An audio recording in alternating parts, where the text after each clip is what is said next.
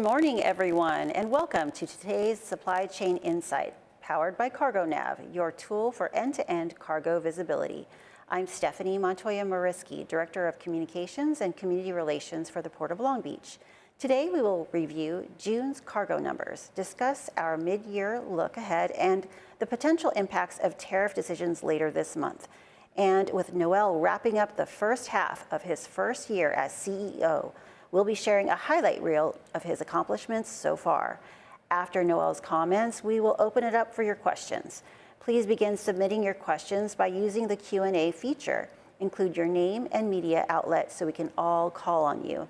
And thanks to those who have already submitted for your questions. Now, I am pleased to welcome Dr. Noel Hacegaba. Noel? Thanks, Stephanie. Good morning, and thank you for joining me for today's edition of Supply Chain Insight, brought to you by the Port of Long Beach. I hope everyone enjoyed the 4th of July. As we celebrate America's 250th year and welcome the world during the FIFA World Cup, we're reminded of what makes this country strong: our people, our optimism, our innovation, and our ability to connect with the world. Every day, that spirit is on display here at the Port of Long Beach. With that, let's begin with our monthly cargo update. You know, in football, every great drive starts with moving the chains one first down at a time. That's exactly what we're doing here at the Port of Long Beach. Our June cargo numbers show we're continuing to move the ball down the field, keeping America's supply chain in the game while building the port of the future. And none of this happens without strong partnerships. This month, we're proud to have California Secretary of Transportation, Dr. Toksum Ashakin, on the field with us. Mr. Secretary? It's great to join you, Noel. You know, California's transportation network is a critical link in the supply chain, transporting cargo by trucks on the road and containers loaded onto trains. You know, how did the Port of Long Beach do in the month of June?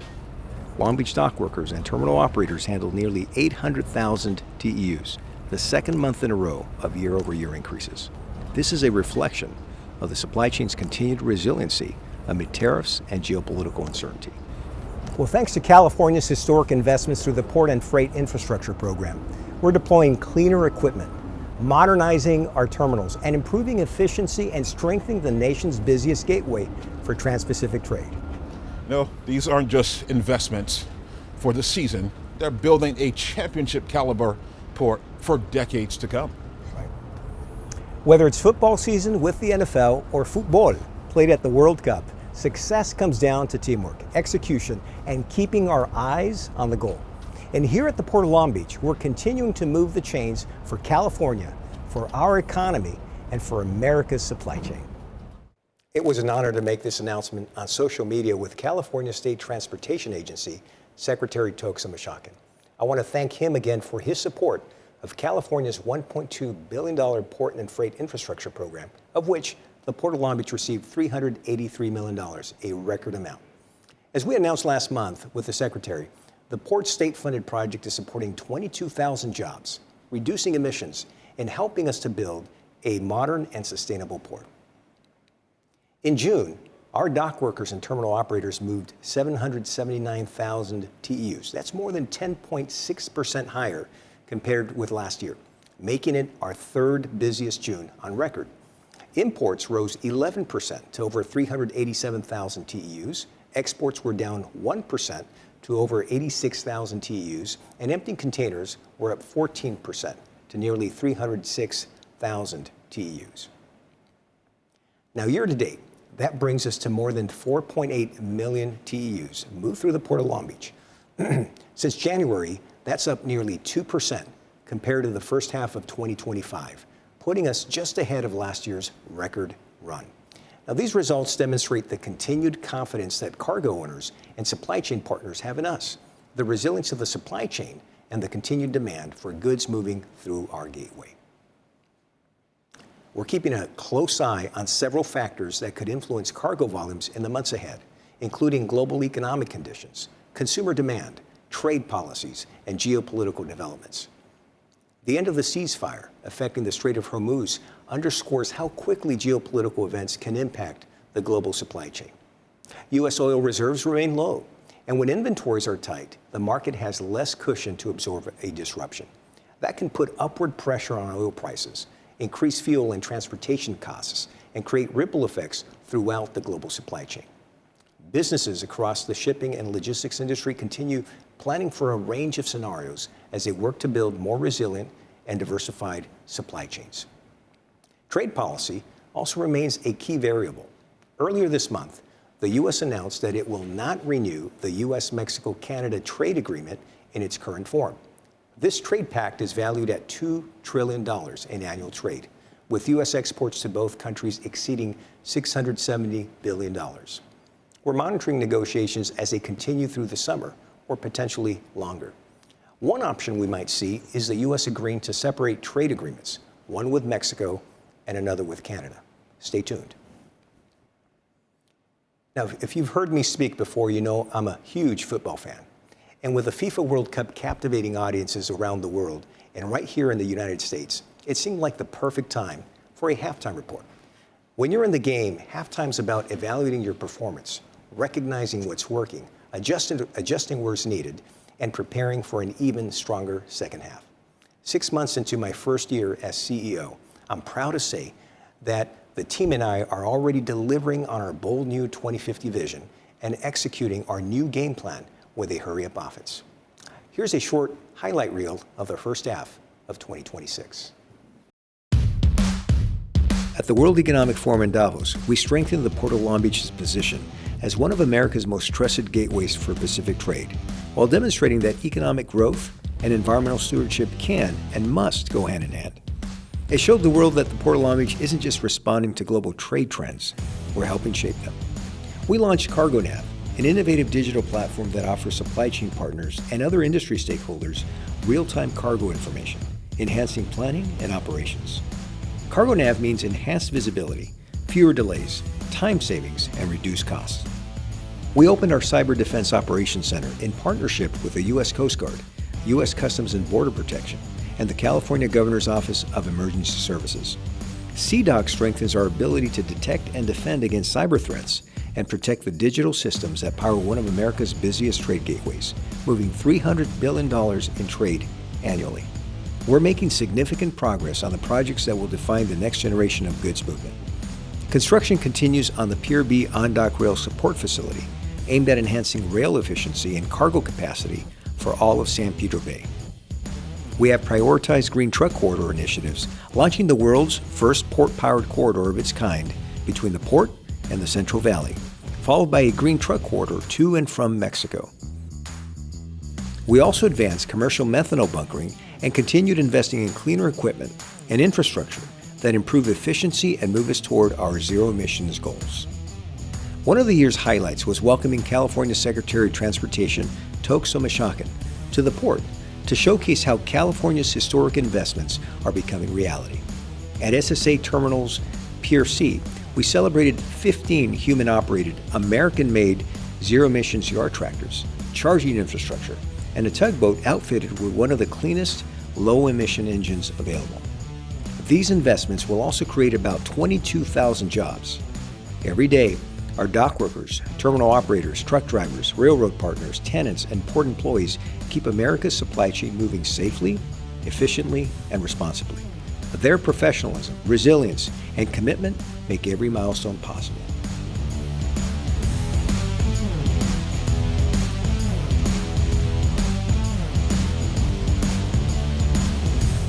As you just saw, the first 6 months have been a whirlwind of victories for the Port of Long Beach, and we continue to build on that momentum to become the port of the future.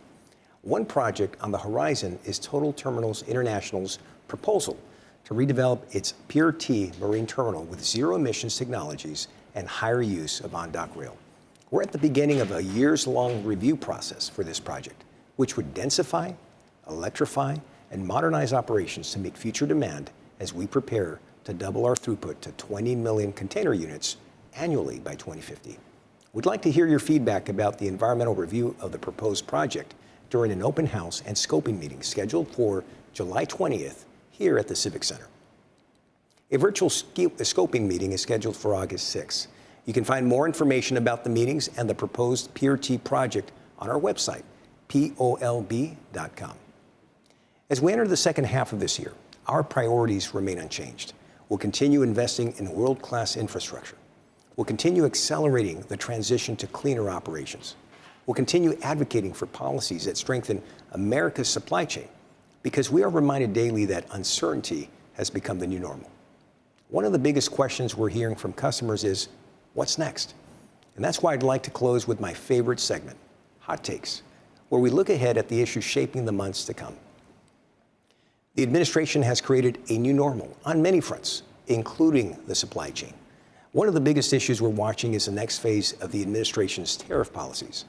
On July 24th, the temporary 10% tariffs will automatically be repealed, and it's not clear if another temporary policy will come in its place. Regardless of the outcome, the supply chain is already anticipating the worst-case scenario, and the activity on our docks reflect that anticipation. Our docks are busy as shippers front-load goods to get ahead of tariff disruption, triggering an early peak season. In fact, the National Retail Federation announced just last week that import volumes are projected to hit a new all-time record at major container ports like ours. Here in Long Beach, we're seeing ocean carriers add services to meet the demand. They're also bringing more unscheduled ships to the port, known as extra loaders, to import more cargo and remove empty containers to clear the docks and create more space on our terminals. Our conversations with retailers, manufacturers, and cargo owners suggest businesses continue to diversify sourcing, adjust inventory strategies, and build flexibility into their supply chains rather than bet on a single policy outcome. Businesses are preparing for volatility, not certainty. Flexibility has become the supply chain's greatest competitive advantage, but it now signals peak season is no longer a season. It's a year-round strategy, making the traditional peak season shopping season outdated and obsolete. It may be July, but for the supply chain, the holiday shipping season has already started. Retailers are intent on restocking shelves while keeping prices as low as possible, helping to drive the front loading we're seeing right now. Now, next month, we'll have a more in-depth conversation about the fall and holiday shopping season, what consumers can expect, and how retailers are preparing for the months ahead. And we may even share with you what we think is going to be the hottest toy for this upcoming holiday season. As always, we'll continue monitoring the data, listening to our customers, and sharing what we're seeing from one of America's busiest gateways. Thank you for joining us this morning. I'll now turn it back over to Stephanie. Thank you, Noel. Now we're going to open it up to questions. If you haven't submitted your questions yet, you'll notice the Q&A function on your screen. Please write your name and your media outlet affiliation and send your question. We'll give preference to people's first questions, but we expect to have time for all of them today. And we did have some questions in advance, Noel, so I'm going to give you the first one from Stuart Churls at FreightWaves. He's asking, railroad operations have been slowed by the recent surge in intermodal traffic. What are you hearing from your rail partners at UP and BNSF as far as what they're doing to manage these issues? And what is the port doing to assist? That's a great question. Thanks for asking, Stuart. When you look at the cargo volumes that we are currently handling, we're handling more cargo than ever before, but we're not seeing anywhere close to the congestion, the delays, the backlogs that characterized the supply chain crisis just a few years ago. That's a testament to the resilience of the supply chain, our ability to come together as a team to make sure that we're sharing information, we're coordinating and communicating. When it comes to intermodal, we have noticed an uptick in intermodal activity. In fact, that's one of the reasons why we continue to see growth through our gateway. Our ability to move more containers straight from a ship to the terminal and out to the hinterland on train is what makes us more competitive and what offers more advantages to our customers. So with the recent surge in cargo volumes, we've noticed an increase in intermodal activity. Currently, we're at about 28%. 20% of all the containers that arrive into our port leave the port terminals on a train. And that requires a lot of coordination and communication with our Class 1 partners. We are in touch with them almost daily, making sure that we have adequate equipment, making sure that there's coordination when it comes to pickup and drop-offs, making sure that the terminals are communicating directly with the Class 1s. So it's all hands on deck to make sure that we're moving those intermodal containers out of the port as quickly as possible. And again, this is why our 2050 vision is so important. Speed of market is a key to our success. Rail connectivity is a key to our future. And currently, it's a key to our success even today. Great, thank you, Noel. A question from Bill Magaluso over at the Journal of Commerce. His question is, imports of fall and holiday consumer merchandise appears to be flattening out due to the front loading that has taken place the past few months. But imports of AI data center hardware and infrastructure materials are quite strong right now. Is what the Port of Long Beach import numbers, is that what we're showing here at the Port of Long Beach? Hi, Bill, thanks for your question. The short answer is yes. We have noticed that trend when it comes to seasonal goods that typically hit the market certain times of the year. We are seeing those goods enter the U.S. market sooner. In fact, as I mentioned a moment ago, what typically characterized holiday peak season has been replaced by a year-long wave of cargo that comes in different spurts. But when it comes to the holiday peak season, when it comes to goods that typically hit the store shelves in October, November, December, we started noticing those goods arrive as early as the spring. And we, based on our communications with cargo owners, with the ocean carriers, we will continue to see that through this month, possibly early August. But to your point about data centers and goods and supplies and parts that are needed for year-round projects, year-round demand, that's something that we will continue to see. And again, this is why it's important for a major gateway like ours to continue to be a safe harbor in the sea of uncertainty. There's so much uncertainty out in the market, but what the customers and our supply chain partners have come to expect from our port is steady, reliable, resilient operations. And we will continue to deliver on that. Great. So, Noel, we have a couple more questions to go. This one's from Albert Heap. He says, you mentioned the July 24th tariff deadline. Based on what you're hearing from cargo owners, how do you expect that deadline to influence shipping activity over the next several weeks? That's an excellent question. We are already seeing how the shippers are responding to that deadline. All the front-loading activity that has led us to a record run for the first half of this year is largely being driven by front-loading activity. Shippers don't want to wait to see what happens. They want to manage risk. They want to diversify. They don't want to be caught flat-footed. And so what they're doing is they are advancing their shipments, making sure that they get their goods to the market, to the U.S. market and to the store shelves before any changes could potentially disrupt trade flows. And this is a two-part question from Albert Heap. You said peak season is becoming a year-round strategy rather than a seasonal event. What changes are you seeing that suggest this is a lasting shift in supply chain planning? Let's go to that one, and then I'll go to the second part. We started noticing a shift away from traditional peaks to year-round waves, if you will, of cargo when we started noticing an uptick in e-commerce. E-commerce is a fulfillment strategy that requires year-round supply chain fulfillment. What we have seen in the last 2 years with shifting trade policies is we have seen the reaction by shippers to try to mitigate any disruption, any impacts to their cargo flows by advancing their goods. And so all that front-loading activity, when you take it in aggregate and you look at all the front-loading activity that's being done by all the shippers across different sectors, different industries, it amounts to a series of waves of cargo that comes in. I think that is something that will continue in the foreseeable future. It's a strategy to mitigate risk. It's a strategy to get ahead of any additional trade disruption. But importantly, it's a strategy that the Port of Long Beach is prepared for. We are not just prepared for peak season, we're prepared for year-round cargo surges. And this is what you're seeing here today. This is why today I'm pleased to report that for the first half of this year, we are already on a record run. But you're not seeing any congestion, any delays or backlogs. And that's a testament to our dock workers, our marine terminal operators, and all of our supply chain partners. We're all flexing our resilience muscle to make sure that cargo keeps flowing through one of America's busiest gateways. This is the last part of that question. Looking beyond June's cargo numbers, what will you be watching most closely over the next month to determine whether current shipping trends continue through the second half of the year? Conventional wisdom a few years ago would have suggested that when cargo arrives early, it shows in the second half of the year.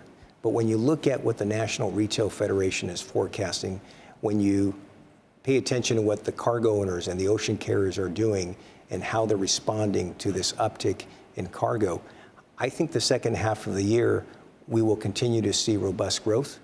And this is why we continue to make weekly improvements to make sure that all that cargo that is arriving through our gateway moves out of the port as quickly as possible.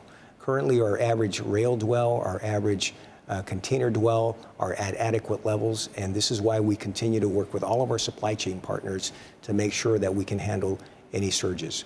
So for the second half of the year, I expect to see continued momentum, and the Port of Long Beach is ready for that growth. All right, that wraps us up, Noel. Thank you. Well, thank you, Stephanie. And thanks again to all of you for joining us for this edition of Supply Chain Insight. We hope to see you next time.